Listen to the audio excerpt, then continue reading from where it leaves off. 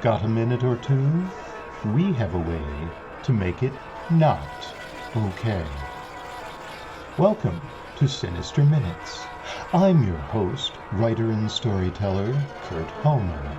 Next to me is the master of macabre musical musings, the maestro of mood, Tim Parker. Together, let us take you on a journey into the dark heart of disturbing. Sinister Minutes. It's not okay.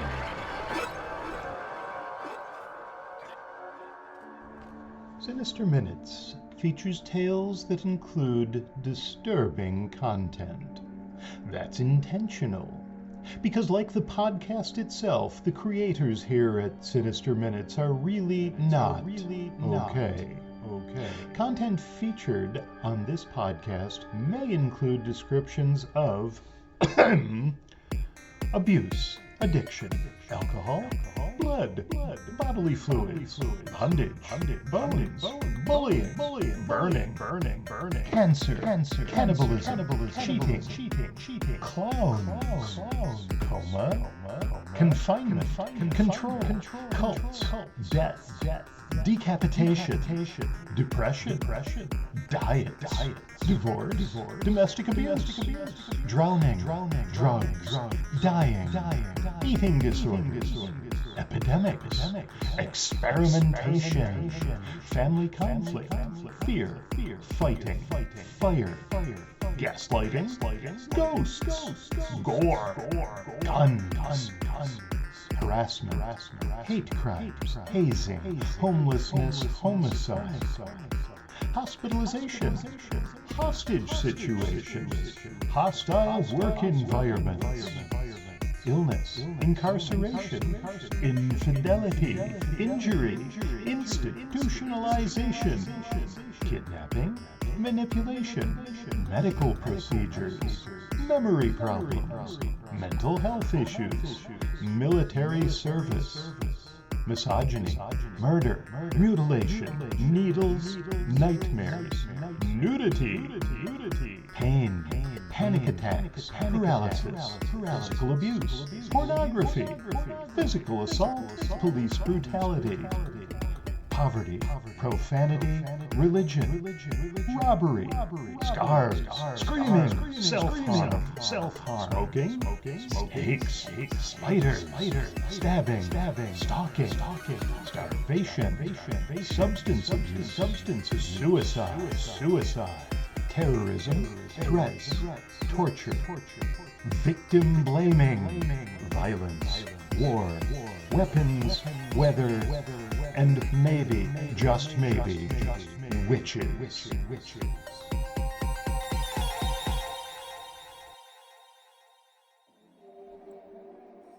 Hello, and welcome to another episode of the Sinister Minutes podcast. Thank you so much for giving our show a listen and for telling your friends and family to check us out. They already knew you were weird. This just confirms it. But hey, it's you who make it all worthwhile. If you want to let us know how we're doing, just reach out to us at sinisterminutes@gmail.com. Now, Tim and I actually got together in person right after the last podcast dropped. That's always an interesting event. Interesting as in, there are laws on the books in numerous metropolitan areas preventing us from even being within several miles of one another. We have no idea why these short-sighted, so-called community leaders have taken such a draconian approach to our collaborative efforts. Furthermore, we assure you that our recent meeting can in no way be tied to the recent worldwide uptick in eldritch horror encounters. No way. It can, however, be tied to us continuing to get new episodes out to you every other Friday. Today's episode of Sinister Minutes includes another tale written and narrated by yours truly, Kurt Homan, and musically enabled and enhanced by Tim Parker. Deathbed is a tale about life, about death, and especially about what happens in between. Think of it.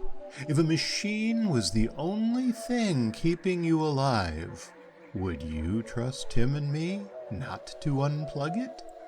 Maybe accidentally, or maybe not. Because, after all, we are not okay.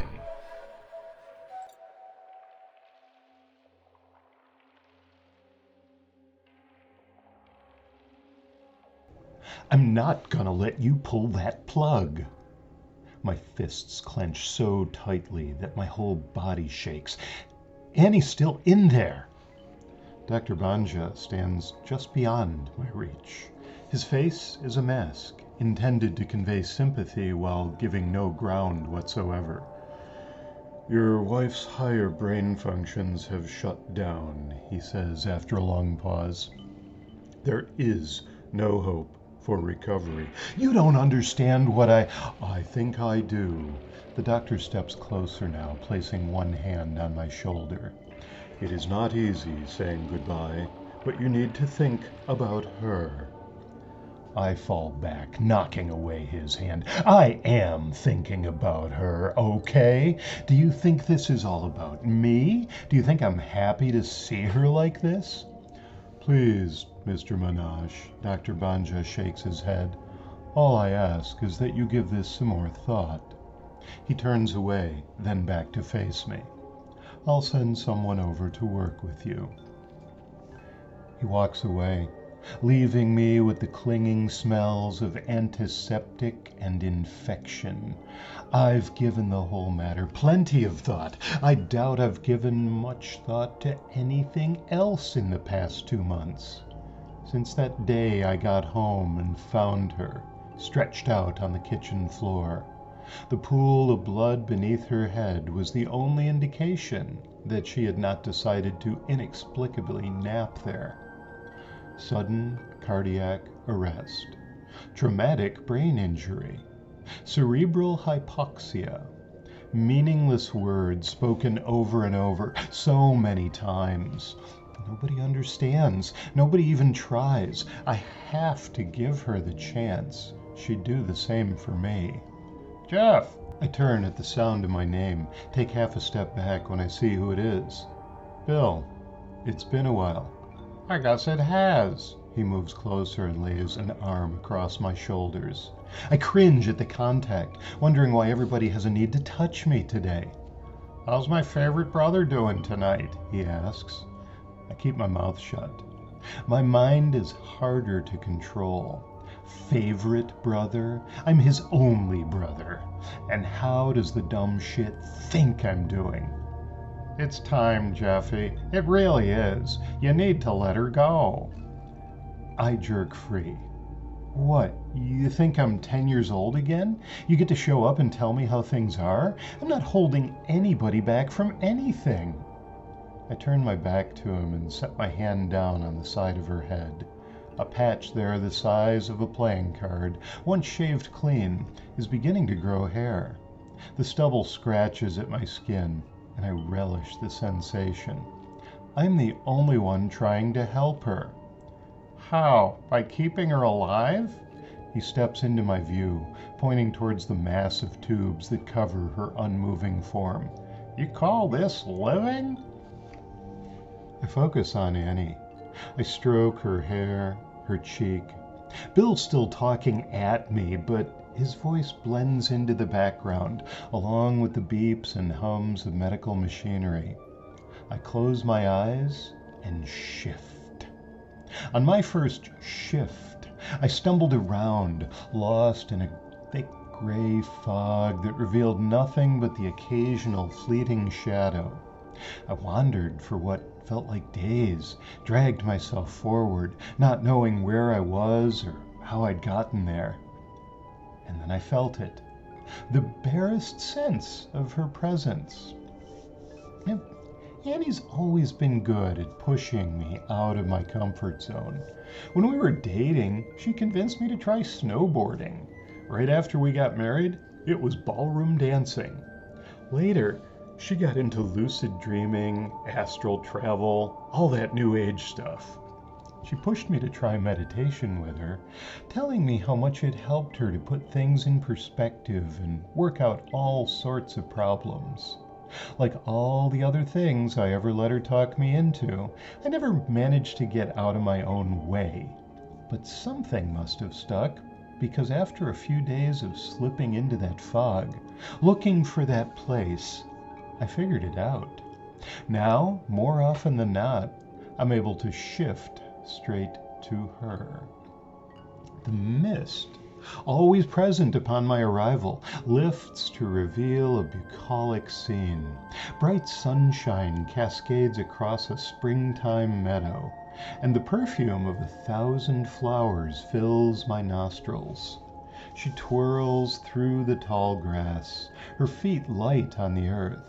She doesn't speak, but the spark in her eyes, the set of her jaw, I recognize that look. She's determined. Whatever goal she's set for herself, she's getting close. I just need to stay strong for her for a little while longer. I stretch a hand toward her as she comes near, then pull it back. Her face reveals perfect bliss, and I would only be an interruption, a rude reminder of an imperfect past. She's focused on a more perfect future, and when the time comes for her to rejoin her body, to open her eyes at last, she'll make it happen. Nothing can stand in her way. In the meadow, pure joy bubbles and overflows from her, unbridled and released out to the universe. I feel it wash over me, and I resolve once more to give her the time she needs. "Mr. Minash," says a voice. I ignore it, letting the words slip away on the warm breeze. "Jeff Minash?" That other world, the one where she dances, slips from my sight and fades into the cold, hard reality of a hospital room. The scent of lilacs, carried on a warm breeze, linger a moment, even after the vision is gone. Bill is nowhere to be seen. Apparently he took the hint. The woman in front of me is a stranger.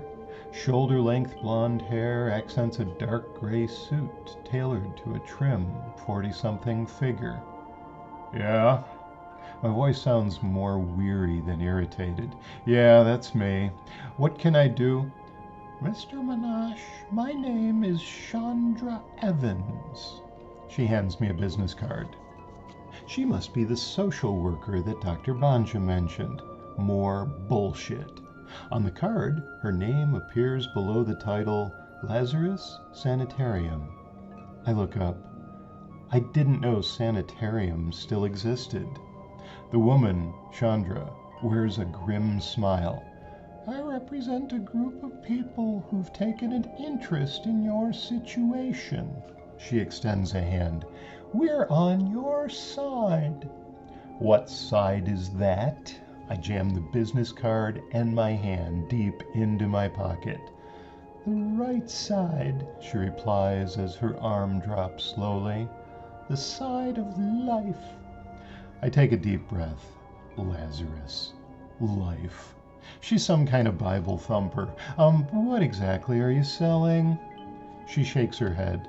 "You misunderstand. We're not selling anything. Just offering comfort, community, sometimes legal assistance, or financial help." I paste what I think is a fair impression of a smile on my face. "Thank you, Ms. Evans, but I really don't think—" "No obligation." She turns her palms outward. "Keep the card, visit our website, and if you change your mind, please give me a call." A moment later, I'm alone again. Alone in a room with monitors and machines and tubes and a body whose lungs still breathe air, whose heart still pumps blood, a body whose mind has, for a while, found a better place to be.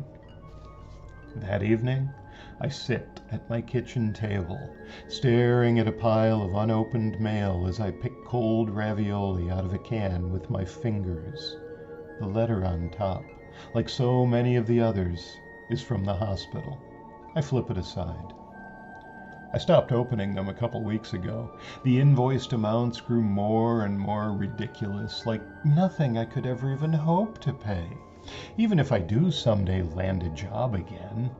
After a lifetime of handling bills on time and carefully avoiding the credit trap, I've become a financial outlaw. I scrape the last of the sauce out of the can and suck my fingers clean. It would be easy to just pull the plug and get everybody off my back, but I have to be strong. I have to keep going. I look up and realize I've shifted again. Gone is the kitchen table, the paperwork, the dirty cans.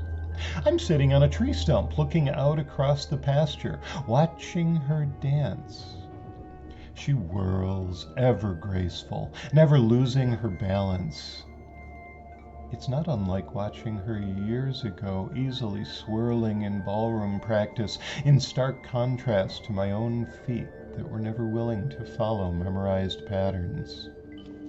My ears fill with the buzzing of the bees as they work their way from blossom to perfumed blossom, the scent overpowering any memory of stale trash left behind in the kitchen. Annie's cutting a wide arc across the meadow that will bring her close to me. The cares and worries of the day disappear as I see pure serenity on her face. She glows, shining brighter than the noonday sun. She's within my arm's reach.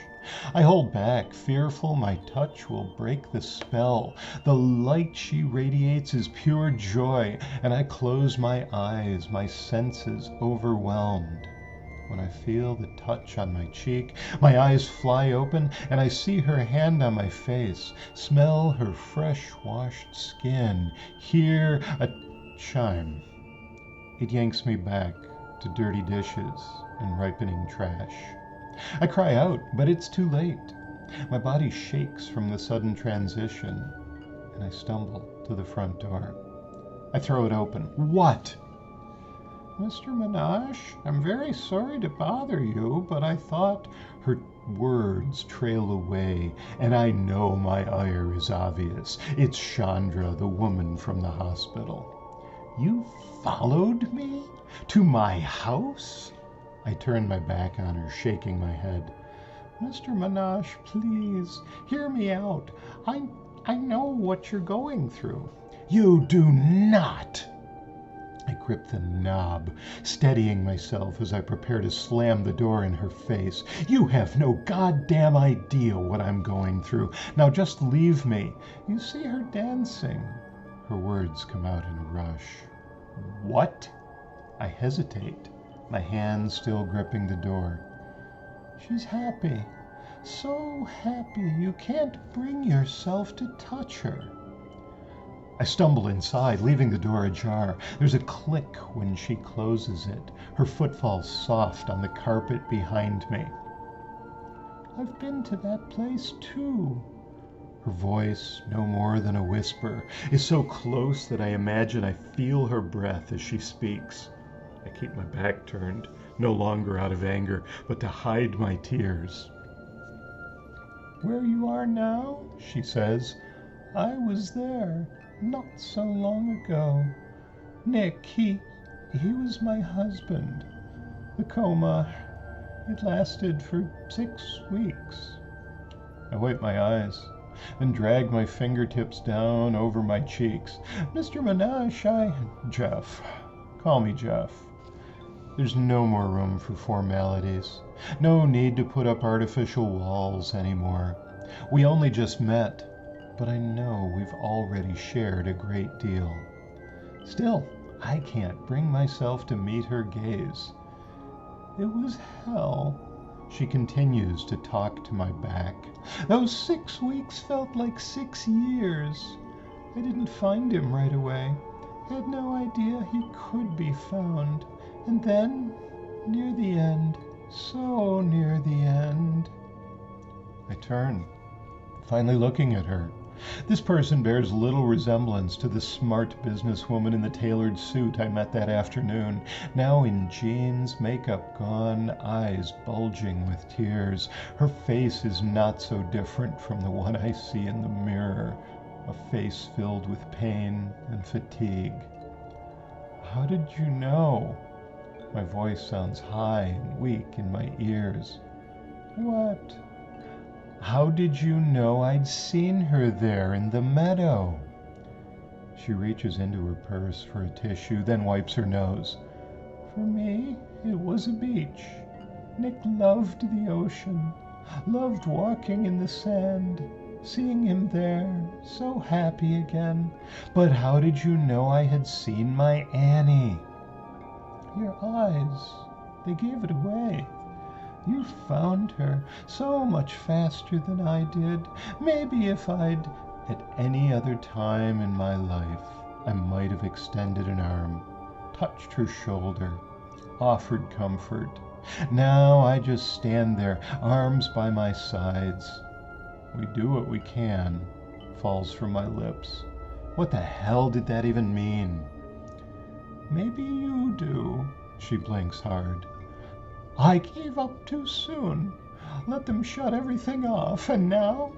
She takes a deep breath and hangs her head. I follow her gaze to the stain in the carpeting by her feet. I can't find him anymore, she says. I still see the beach. I'm sure it's the same one. But he's not there. The connection, it's gone. I step forward, my arms, my whole body awkward as I embrace her. I hold on as the sobbing racks her form, and my own tears flow again. Feelings of pain and helplessness overflow us both. She takes a big, gasping breath. After what could have been seconds, or maybe minutes, and I release my hug. As we step back from one another, both of us wipe our tears. Can I get you anything? I ask, realizing as I speak just how few options I have to offer. Just water, she replies. Thank you. I find an unused coffee cup and fill it for her.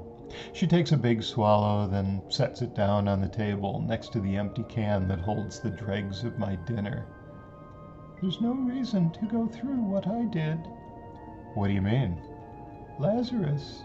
They found me too late, after I killed Nick.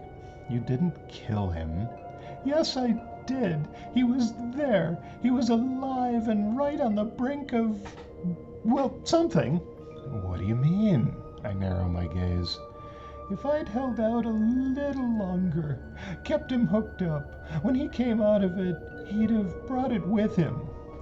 Brought what? The thing he'd been working on. All that time in the coma, he spent it all thinking, not dwelling on some job or a car payment. No need to sleep or worry about what to have for dinner. He was a bright guy, my Nick. He could have come up with some medical breakthrough, maybe a cancer cure. I'll never know because I cut him off short. Was he a doctor, your Nick? He wanted to be. I know what Chandra saw in Nick.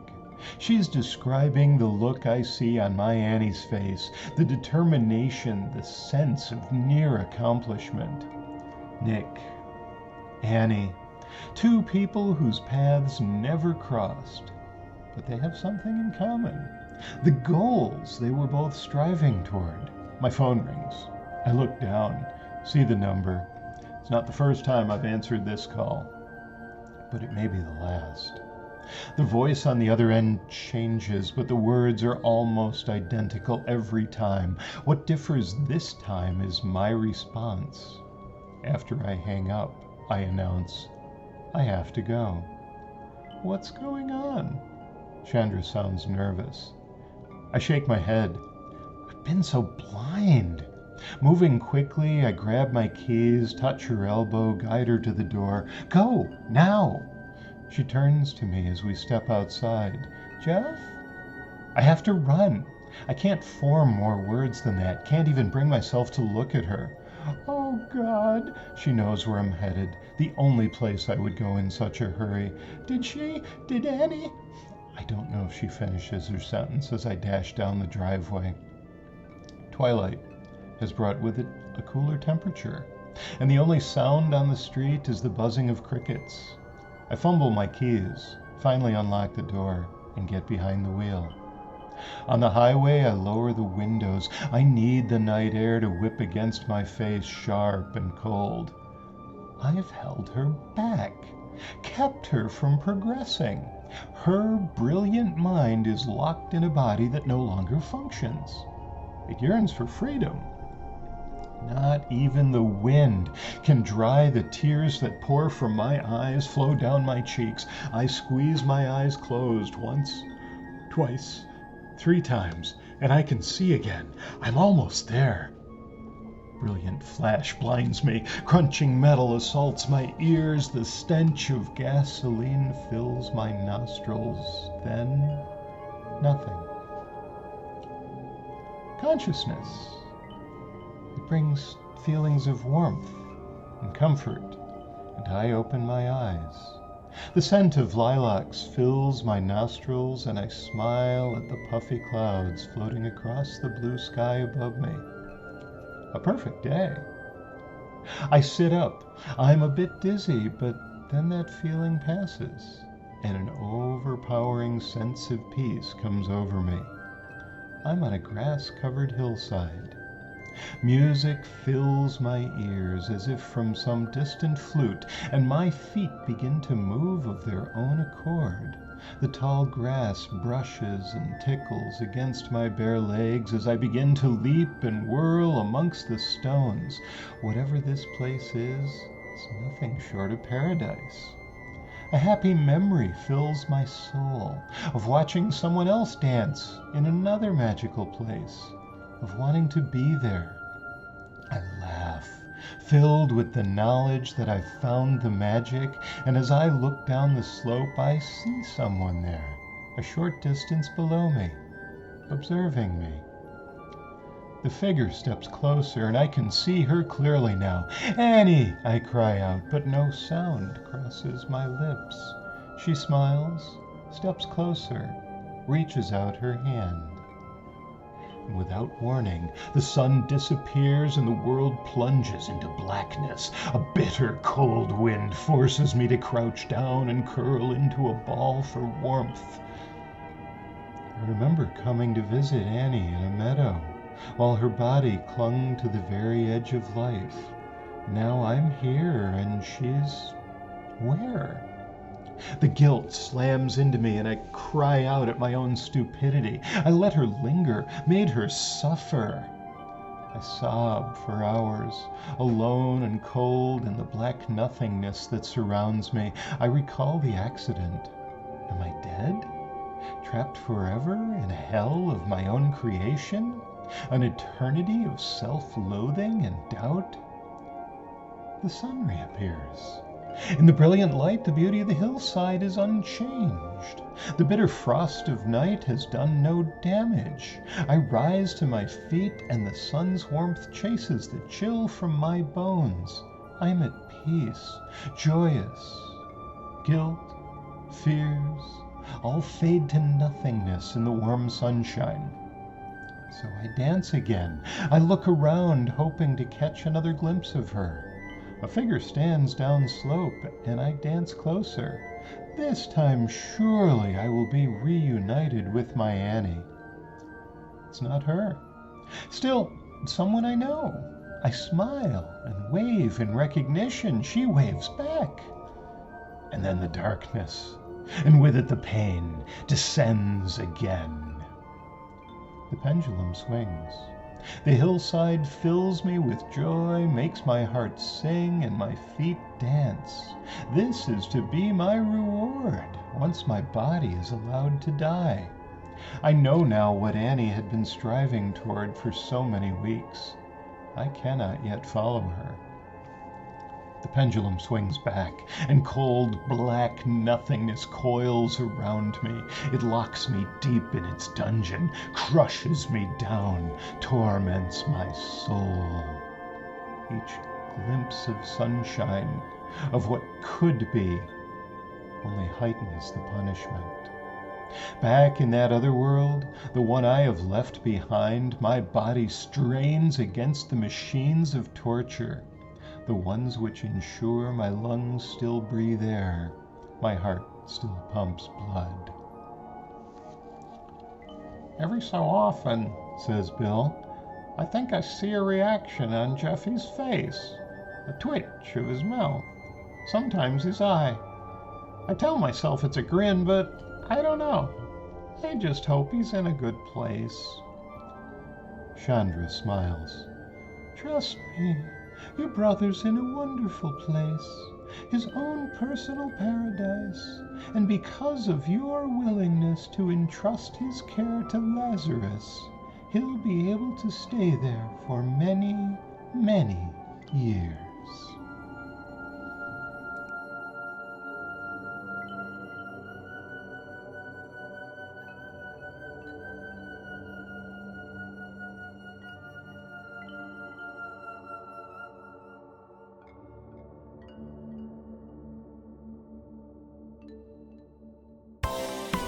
Sinister Minutes is presented by Kurt Homan and Tim Parker. The musical score was composed and performed by Tim Parker. Our production team consists of Kurt Homan and Tim Parker.